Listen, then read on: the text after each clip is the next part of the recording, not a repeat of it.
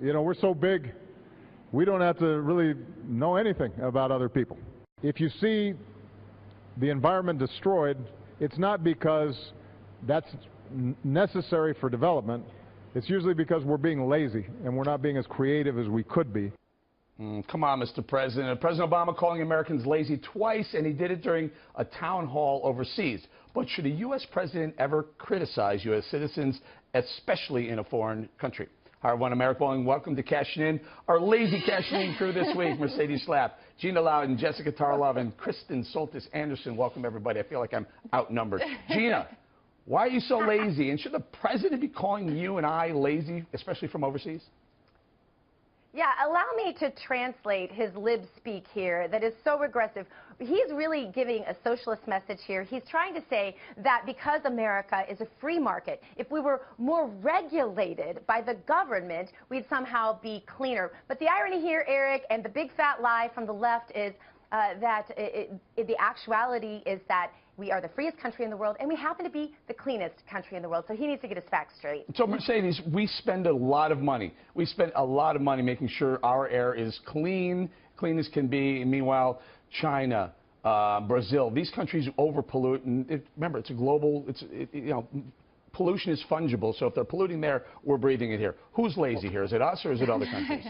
Well, obviously, Obama is very upset. He's throwing a tantrum because of the fact that Congress has not moved forward on his very radical environmental agenda.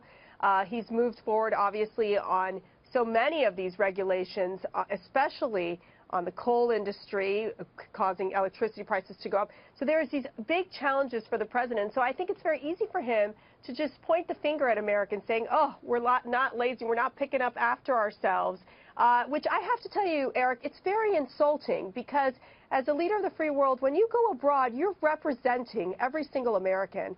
And I think that it's unfortunate when he points the finger right at his own people.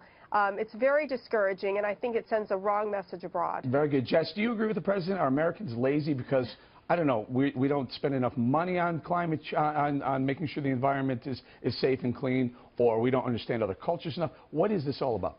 Well, I'm going to give, since Gina said that he was speaking lib speak, I'm going to lib speak it now and say that I think that President Obama was being diplomatically lazy himself when he used that term. I think that the better term would have been easy, actually, and that because we have such a vast, culturally rich country here in America, that sometimes Americans don't travel abroad. We know that 46% of Americans don't have a passport. We also know that our passport is the 5th most expensive in the world, and that should be dealt with.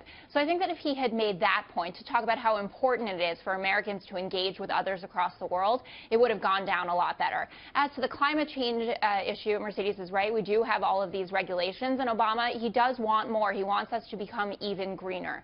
So while we're leading the way, there's still a lot of work to do, and, you know, he just signed his big climate pact. So I think he wanted to send that message home. But lazy, no, that was the wrong word. Yeah, Kristen, a little bit tone deaf on that, because I'm sure a lot of Americans on both sides of the aisle are a bit offended by being called lazy. We do a lot to clean our environment and other things.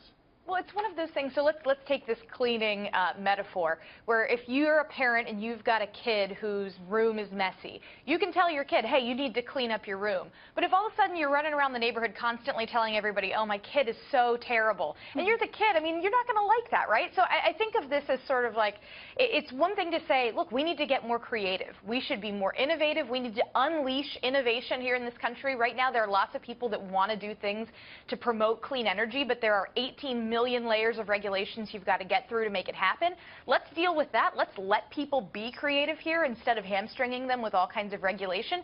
But that doesn't, going overseas and just saying, well, we're just lazy. Lazy is absolutely the wrong word, and it's the wrong venue. It was the wrong word, but there is more nuance to what he was saying. He did use the word creativity actually explicitly to say that he wants us to get more creative about what you're doing. You know, it is to a certain degree to take that extra step to, for instance, you know, recycle. I know that that sounds like a reductionist way of looking at this, to compost, to use the right detergents, to live in a place that has solar panels. You know, building windmills, this takes money, creativity, and but vision. A lot of it, too, it's not about laziness. It's because that stuff's very expensive. Okay, Kristen, finish the thought, and then I'm going to bring it around. Yeah, I mean, that's not laziness. The fact that everybody doesn't have compost piles in their backyards and solar panels on their roof isn't because America's lazy. It's because a lot of that's really expensive to do. And there's a perception that that's only for the elites. And I think sometimes the left wants to assume, well, everybody's just lazy because they don't have solar panels on their roof, instead of trying to make it so that it can be affordable. It's not tens of thousands of dollars, something that's only going to pay off over decades of time. We've got to make it cheaper if we want to make more people do it. It's not about laziness. Let me bring up Gina and then Mercedes. Your thoughts on, let's talk a little bit about the regulation. There is an onus regulation. The EPA, there's been studies that show literally hundreds of billions of dollars the EPA costs businesses with overregulating.